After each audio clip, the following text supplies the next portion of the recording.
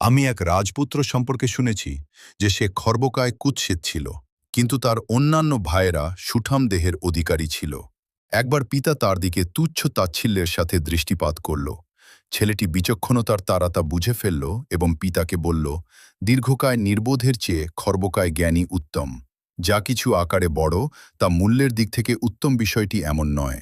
ছেলের এই কথা শোনার পর পিতা হাসলেন এবং অন্যান্য সভাসদগণ তার এ কথাটিকে পছন্দ করলেন। কিন্তু তার অন্যান্য ভাইয়েরা মনে কষ্ট পেল।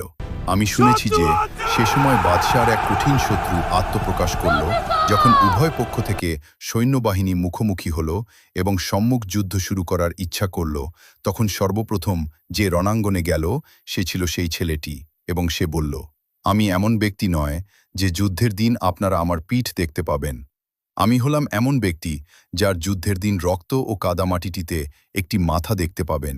ছেলেটি এ কথাটি বলল এবং অপর পক্ষের কয়েকজন সৈন্যবাহিনীর উপর ঝাঁপিয়ে পড়ল এবং কয়েকজন বীর সৈনিককে হত্যা করে ফেলল, এবং যখন পিতার সামনে আসলো তখন খিদমতের ভূমি চুম্বন করল এবং বলল, পরের পার্ট জানতে ফলো এবং সাবস্ক্রাইব করুন।